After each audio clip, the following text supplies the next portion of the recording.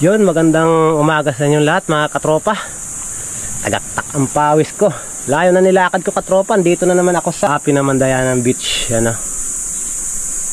Maglalangoy ako ng pabalik dun sa barangay namin. Siyempre, spear fishing ulit tayo. Day spear fishing mga katropa. Pero tatry ko lang kasi hirap na hirap talaga ako makapag-equalize. Gawa ng sinisipon ako. Pero pipilitin ko pa rin para naman may makuha tayong pang-ulam, tsaka yung may mapanood kayo na adventure na gagawin natin ngayon. Yun, samahan niyo ako katropa sa panibagong adventure na gagawin ko. Long distance to, siguro lalangoy ako ng mga 4 o 5 kilometro. Yung lalangoyin ko pabalik doon sa may tapat ng barangay namin. Magsisimula ako doon sa dulo. Maglalakad pa ako. Yun, naglakad na ako dyan sa Buhanginan. Layo pa yan, mga kalahating kilometro pa yan. Kitang kita nyo mga katropa, puting puti ang buhangin dito. Private property pala ito mga katropa, pero okay naman, pwede naman mangisda dito. Tapos yun, finally nakarating din ako at ito na nga, first catch of the day. Ilak or danoy ang tawagin, spine shot. Tapos yun, siyempre pataratamsa pa dyan si katropa nyo.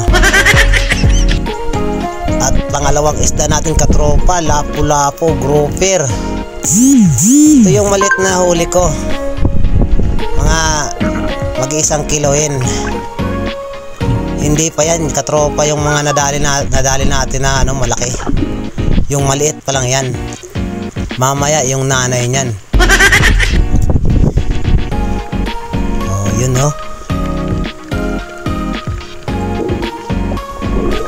lapu-lapu or grouper. Pataas-taas pa ako dyan.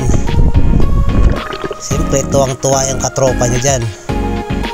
At ang pangatlong isda katropa, ito na.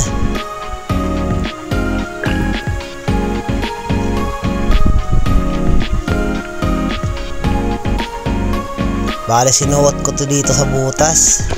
Pahirapan talaga.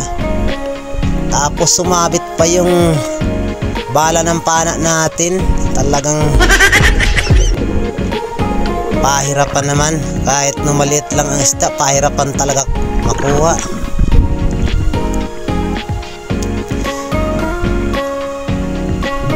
May ilang ulit kong hinisid yan, sabit na sabit yung bala ng pana natin.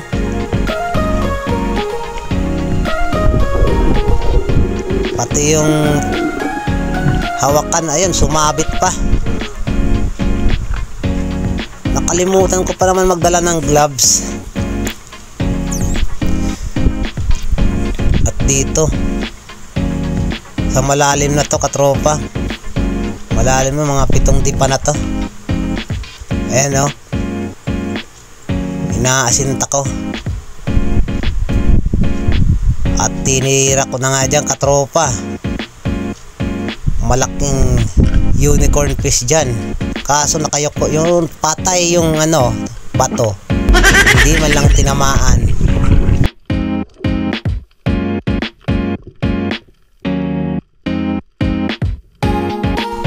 Pagsisid ko dito katropa, nakita ko to soldier fish. Masakit makatinik to katropa, pero masarap yan. Masarap na lasa, masarap pa makatinik. Soldier fish.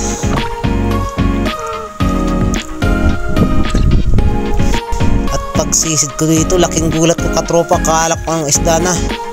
Yung pala kawa ng itong dagat, school of catfish. Napakadami katropa napakadami niyan. Masarap sana ng panggata yan, gagataan mo. Kaso hindi bagay ang pana natin dyan, maliliit pa yun, hindi pa pwedeng tirahin. At dito sa dive na to, may nakita ko ditong isda, malaking sana, kaso tumakas.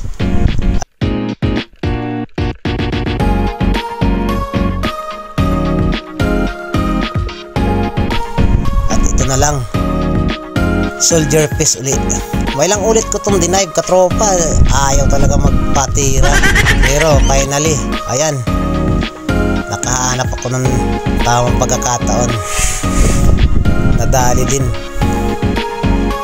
Soldier piece, ulambingan kung tawagin dito sa amin sa local name.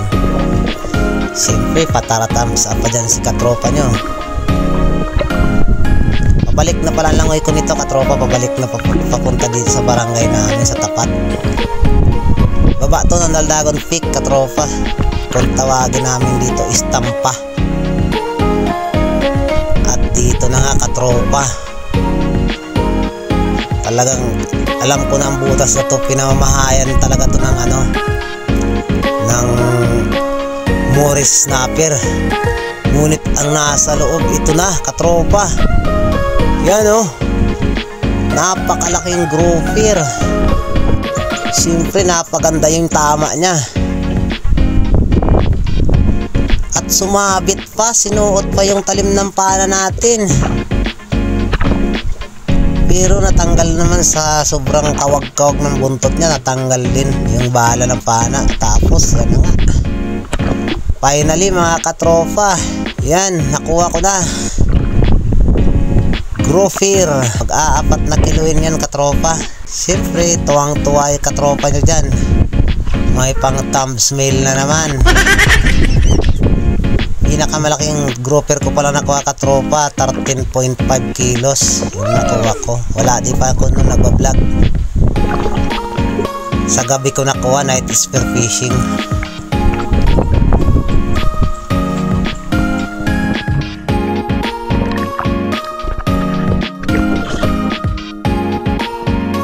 Yun, malapit na ako makauwi.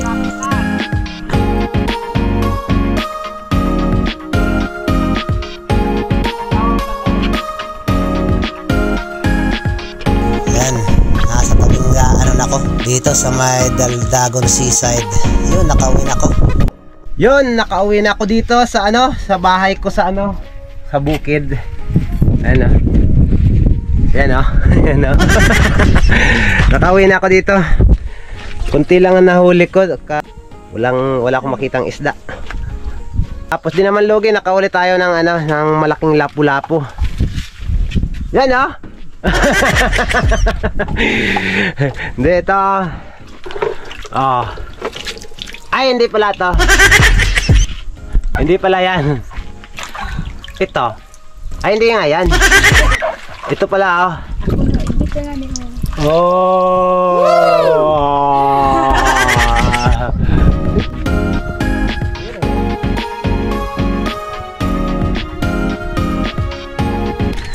Yun, maraming salamat sa panonood. Hanggang dyan na lang po. Salamat po. God bless at all.